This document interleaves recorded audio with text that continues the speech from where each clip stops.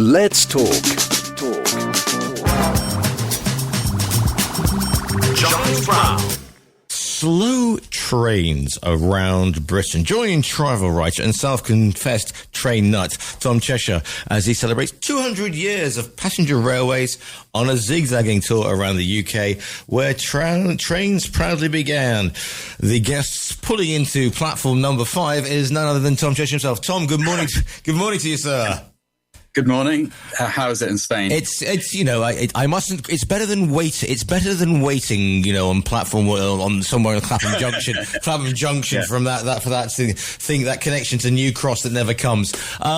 It's not too bad, thank you. Now you self-confessed train nuts. Tell me a little bit about this, then, please, Tom.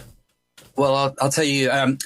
I've been working as a travel journalist for many, many years, and at the beginning of the time when I was writing about travel, the low-cost airline revolution was happening. So Ryanair, EasyJet, they were all beginning. And I was fascinated at the time by how these planes were revolutionizing the way we traveled. So you could just pop into Europe for sometimes for 1 pence, or, 1 pence each way plus tax. Oh. And I wrote a book at the time about going to places you couldn't spell in Poland and you couldn't pronounce in Czechoslovakia, and at the end of it, as I was doing, I was thinking, this is actually not that great for the environment, this going on so many planes. And so at the end of the book, I interviewed Stelios, who ran EasyJet airline, and I asked him, I took the arguments of Greenpeace, to Friends of the Earth, to him. That must have been an interesting gambit to Stelios. I was being devil's advocate, so I wasn't actually, saying these are my arguments. I was saying the arguments are that planes push the emissions up into the sky, high up, and they're much more damaging than people realize. But also I had a kind of a feeling. And so after doing this book and going on all these places, to Slovenia, to Latvia, to Czech Republic, and all the rest of them, I realized, well, actually, maybe I should be going on trains. And so this is where I had a kind of a change of heart about the way of getting around. And at the time, Eurostar was also coming. Eurostar began in 1994. And I thought, oh, hold on a minute. You can go around Europe by all these high-speed trains. And so my next book was Tales from the Fast Trains, so instead ignoring the low-cost airlines and kind of, I don't know, it was an act of, I'd made my mistake with the low-cost airlines, and I was going to make up for it by showing how you could go on all these lovely trains around Europe and high-speed trains. And I loved doing those journeys. But ever since then, I've had and what I realized when I did it was that when you're on trains, you meet characters and people and you talk to people. You don't do that on planes. You sit down in a very small space, 15 inches wide with 30 inches of space, knee space, and you sit there and you wait for this metal tube to land. Yeah. But it take off and get there. But with trains, people walk up and down. They meet. There's something about the motion of the track that gets people talking. I think it's the thing, isn't it? The fact that because if you get up and wander around a plane, people go, sit down, for goodness sake. And a plane is a method from A to B. That is it. Whereas a train is it is the journey. I mean, okay, you might get stuck in somewhere due to leaves on the line, but it's still the thing. You journey, you get out the window, you can be convivial or whatever you want to. I mean, I even remember smoking carriages, for goodness sake. I vaguely remember them as well, but exactly. So it's about the journey. It's about looking out the carriage windows, and you get a completely different experience. You're right. You're packaged when you're flying. You're packaged in a metal tube. You go from A to B.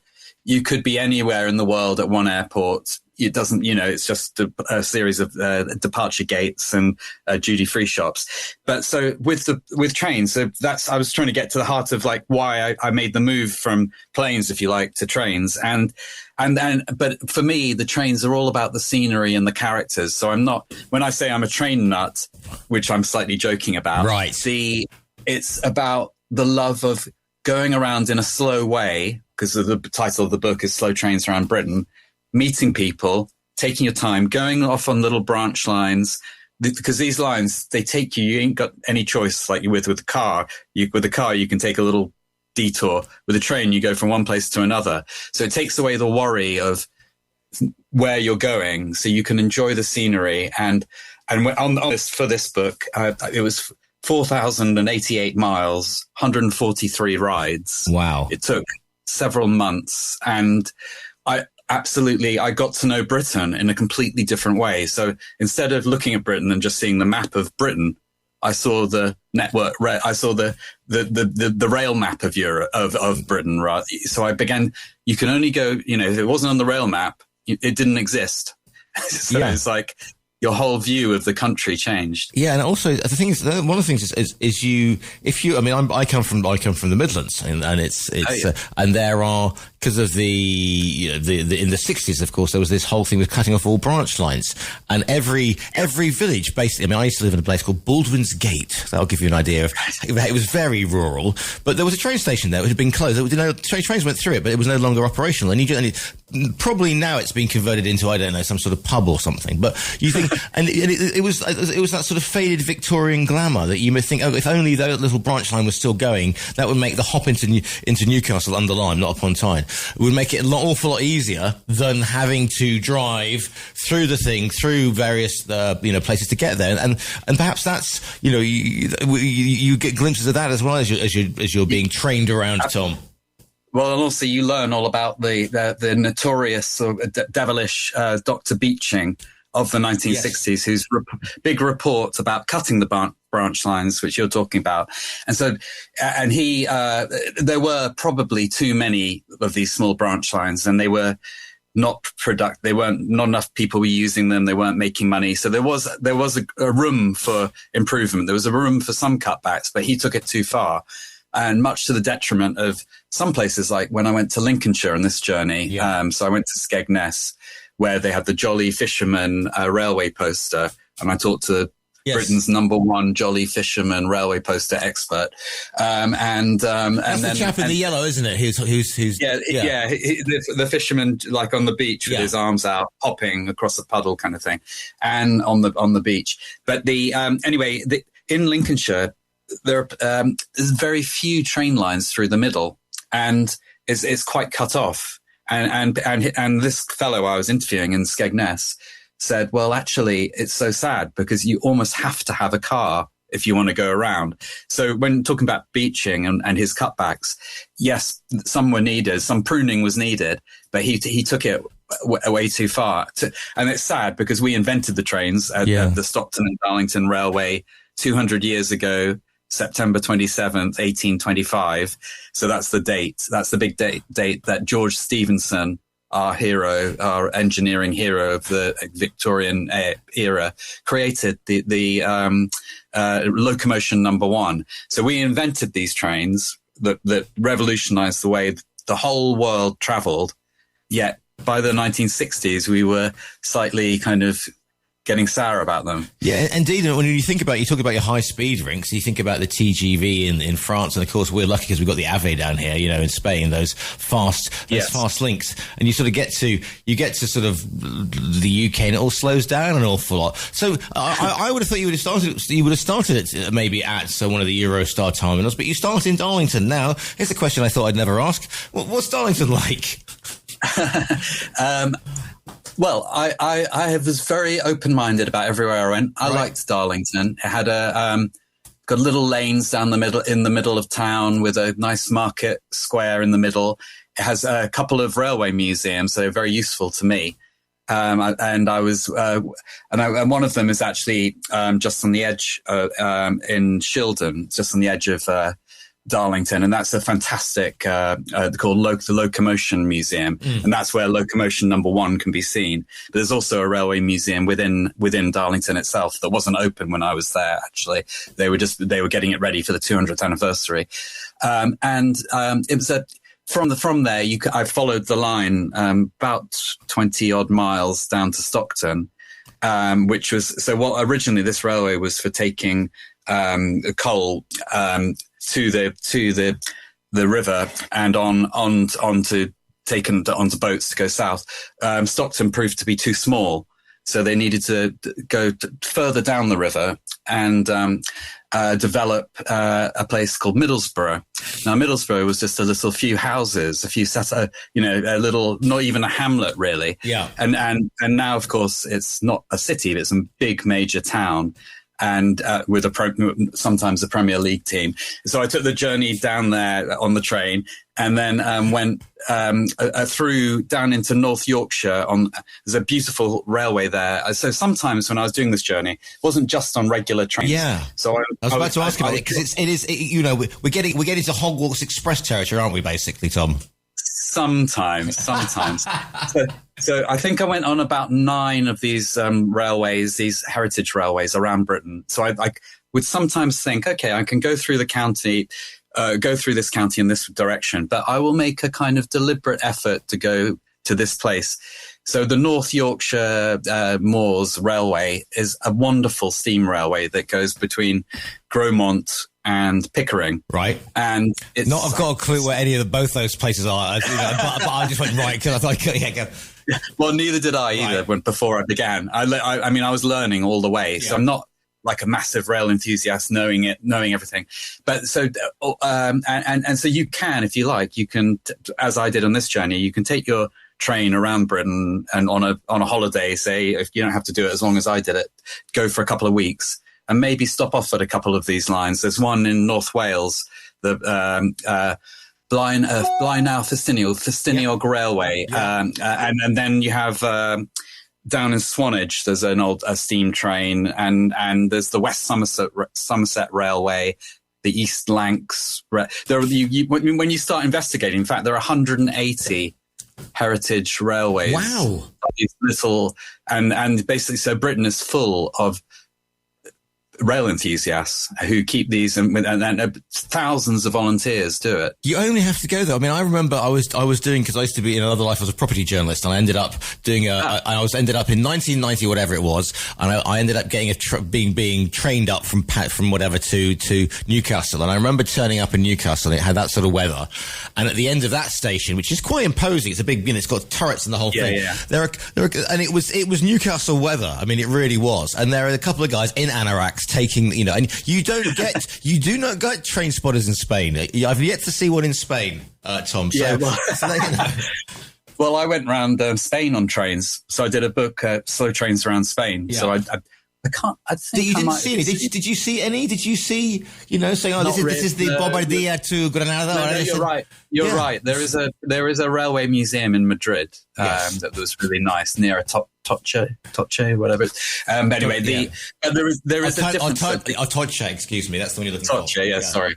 So there's a difference between the kind of rail enthusiast volunteer who supports these little, and the train spotter. Now, during this trip, to make it kind of bring it to life, I deliberately went out of my way to interview the train spotters of Britain. And so I interviewed them along the way, many of these chaps, and they're interested. It's a very gentle, harmless pursuit, and they tended to be incredibly nice, softly spoken, good people who also had tea flasks and so forth with them, and their little notebooks marking off numbers. Sometimes, not always.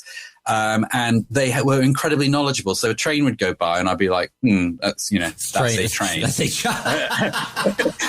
And they would be like, oh, it's a diesel 45, built in Germany. But it's a pity because there used to be more of them, but now they've been superseded by they tell you. And it's going to Scarborough because it's carrying wagons of freight. They would know everything about. They have a kind of a network of and so and I found these people. It kind of it was almost like a hobby. I was spotting the train spotter, So I would go as traveling around traveling around Britain, and it brought to life. So what this book is about, it's a love letter to our creation of this marvelous way of getting around the world by trains, a revolutionized human movement. And so what I embrace as much of that as I can. And here's the thing, because if you are if you're reading the Guardian or the supplements, I mean, the buzzwords, because I do travel as well, and slow train travel is now the thing. I mean, sleeper carriages, and people want to go from Barcelona to Stockholm by train non-stop because of the environmental impact. Yeah, and that can be a lovely. I did recently. There was a European sleeper. It's called. Yeah. Brussels to Venice. I took that train. Oh, and my heart bleeds for you there, Tom. Absolutely, two of my favourite cities in the world. It wasn't posh though. No, it doesn't have to be. Now that was quite affordable, that journey, and it was a lovely thing to do because you go through the Brenner Pass from Innsbruck down to Verona, and so that was. So I do, as you gather, I do know a little bit about trains, but in terms of the routes, and I've gone on a lot of them around Europe. But in Britain, we don't have that many sleepers. So we've got, so you've got the Night Riviera, it's called, which goes from Paddington to Penzance. Right. And then you've got the Caledonian Sleeper. Yes. That goes from between Euston and Aberdeen, Glasgow, Edinburgh, and Fort William, and it has different places it goes to. And on the trip, I took one sleeper, which was Euston to Aberdeen. I absolutely loved it. And you get to Euston, and it's dark, and it's nine. They've got a little lounge that you can use. Right. And I got onto the train. It was purring by the platform, and then we slid out. With the post office tower to one side, and moved out of North London, and then there's a dining carriage, and the food wasn't expensive. It wasn't, a kind of Orient Express type experience, but it wasn't a canteen either. Here's another thing that you just mentioned something that this is what I absolutely love when traveling by train is when you pull into a city or a town and you get to see the outskirts, especially in London when you see the backs of people's houses and stuff like that, which you don't get. And I know it's a very prurient thing, but you don't get if you're flying in, it's a Stansted on the 9:15 from Dublin. You don't get to look unless he's flying really low.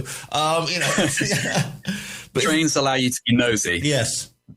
That you can be, so you can see all the different spots. They take you when you're flying over the world. You don't go through, Scunthorpe or whatever. You don't go through the different spots along the way that you might not that you simply you do see on the trains. But on the sleeper service, it's sleepers to Aberdeen.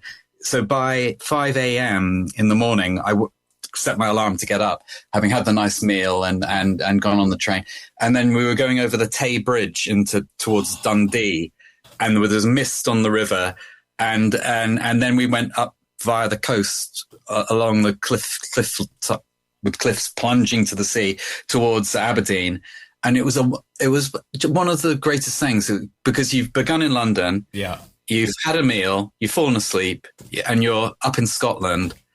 And you're about to go to a very interesting city, Aberdeen, with lots of interesting, good art galleries and plenty of lively restaurants and bars and all the rest of it. And then from there, and this I can highly recommend as a journey around Scotland is to go. You can go from Aberdeen to Inverness. And then from Inverness, you go north all the way to the most northerly station in Britain, which is Thurso, with a main line, so right up at the top, quite close to John O'Groats, and then come back down to Inverness or Dingwall, and then go across to the Kyle of Lochalsh. So that's on the west of Scotland. And there, you're right by the Isle of Skye. So what you do there, you get off at the end of the station, and you get a taxi or a bus, and you go onto the Isle of Skye, and then you get a little ferry, and the ferry goes south to a place called Mallaig. Mallaig is where you get the train. This is where the Hogwarts Express, you can get the Jacobean steam train there. And that goes all the way down to Fort William. But I didn't get the fancy steam train because it wasn't running when I was there. But I got the regular train all the way down via Fort William from Mallaig to Glasgow. So you can go around Scotland by train. Wow. And these fares are not expensive. Yeah. So you're looking at maybe 20 quid here. Sometimes I think the one from Inverness to Kyle of Lochalsh was 12, 15 quid. So you can have this wonderful, so people don't realize you can have a train holiday in Britain, which I hope my book gets, as well as capturing our love affair with steam trains. Yeah. When I used to go down again, I used to go down to report on places like, I don't know, Cardiff Bay was being, but this is how long ago it was, in the 90s. But also I went down to Plymouth, and of course, and that's, Paddington to Plymouth, if you're going down to sort of the ends into Cornwall or whatever. Albeit I had to put a post-it note on my head saying Plymouth, just in case I fell asleep. Just because this was back in the day before phones, yeah? And if you fell asleep, because I used to go out a lot, if you fell asleep at 6 o'clock in the morning from Paddington, you would wake up in Penzance, which you didn't want to do if you had a 9 o'clock with the director of Plymouth City Council. But again, you get to see that wonderful, you get to see how Britain changes, and it's not all, with gracious deference to Milton Keynes, it's not all bland, and it's fascinating, as are the people, Tom. Yes, exactly. And let me think of I'm trying to think of another lovely train journey, or some of the lovely ones. So North Wales, sort of. No, I did. North Wales was beautiful, going up into the Blaenau Festiniog, which is the little old slate mining town village. What was the remotest? What did you think? Blimey, I think it was that. Well, some of the ones up in Scotland. So you're going through more boggy peatland, moorland. Yeah. There's I can't remember the exact name of the station, but I should do. But it's the one, in Train Spotting, when they go out. Oh, right. They're there. And they go on a kind of day trip on a train to the middle of nowhere. You go past, I think it's called Chesshyre or something like that. Mind you, I had that at Glastonbury. I got off at Glastonbury, thought, am I in the right bleeding place? Because that is just literally a platform in the middle of a field. There were plenty of remote little stations, and I went. Do you know the poem by Edward Thomas called Addlestrop, that used to be taught at schools? Oh, I remember Addlestrop, the place, because it's about a train journey. It's about somebody on a train stopping at a station that is sleepy, and no one got off, no one got on, no one got off, and the train moved on, and he wondered. It's almost like wondering what went on in the life of this little sleepy village town where the train station nobody gets off at. But on this trip, that station, like you were saying earlier, that station has closed because of the beaching cuts, Addlestrop. But I got off at Kingham, which is a station near it, and I walked to Addlestrop just to have a look. A spiritual pilgrimage, exactly. Yeah, it's a pilgrimage to Edward Thomas's beautiful poem, and then walked on to the next station. And so I kind of, even though beaching had closed the station, I walked the route, if you know what I mean. I mean, we mentioned, train spotters and how, they're actually very gentle and soft, not soft, but, gentle and quiet people. And perhaps, and I'm not going to get all deep and meaningless on you, Tom, on a Friday morning, but, perhaps in a world where everybody's shouting for attention and taking selfies, perhaps there's something to be admired about the gentle pace of not only, railways themselves, but the sort of person who will invest their time to help, to getting a railway up and running, and who will sit there and harmlessly, check the numbers. I have great respect for these people, to be honest. These old steam engines, locomotives, they were all rusting in a place in South Wales, and many of them were saved by these. They would just not exist. So these people have done our heritage, British heritage, a great turn. And there's no, and also great expertise is required to know how to run a steam locomotive. So, tip my hat to them and say, well done, and we should be proud of Britain's rail heritage, because we did change the way the world traveled. But we shouldn't be so proud of right now is HS2 and the state of what we've gone and done there, because we had a chance. And we blew it to kind of revolutionize rail journeys in Britain. Another one of the great what ifs. The book is called Slow Trains Around Britain. It's by Tom Chesshyre. Tom, people want to find you online. Apart from, where's the best place? Do you have your own website? Do you have a? I have a website. Yes. tomcheshire.co.uk. And that's with a Y. Chess like the game, Hyre. Tom Chesshyre. And then I have I'm on Twitter if anyone's still. Oh, sorry, I should call it X. X indeed. It's going to take me about a decade to get to it. Only begs the question then: what is the next one, Tom? Is it great pedal car journeys around the UK? Is it unicycle across the Himalayas? What's it going to be, Tom? Well, the next one actually is nothing. So I love walking, and I've written about walking around the Lake District and also the length of the River Thames. So I've done that. But so in April, I went round the Peak District, and so I went for 360 miles in a month. Wow. Walking in a big. Not in the exact circle, but all the way covering every aspect of the Peak District, because I think it's one of those parts of Britain that people don't know so much about. Possibly one of our regular listeners writes an awful lot. He does the tube routes, so he will do the District and Circle line above. So that is quite marvelous. Yeah. The book is called Slow Trains Around Britain. It's by Tom Cheshire. Notes from a 4,088-mile adventure on 143 rides. I don't know if it includes Clapham Junction, but there you go. It's by Tom Cheshire. You can order it, listeners, via our own virtual bookstore. Click on the rather lovely front cover, and a well-known delivery service will be dropping it by your front door before you can say the train now standing. The book is called Slow Trains Around Britain. It's by Tom Cheshire. Tom, it's been an absolute pleasure to speak to you this morning. Thank you very much for your time, and hope happy trains. Yeah, yes, we'll have to talk one day about the Tangier to Marrakesh overnighter. Now that is an experience and a half. Ooh, yeah. Tom Cheshire, great. Tom Cheshire, thank you so much for your time today. Thank you for your time, sir.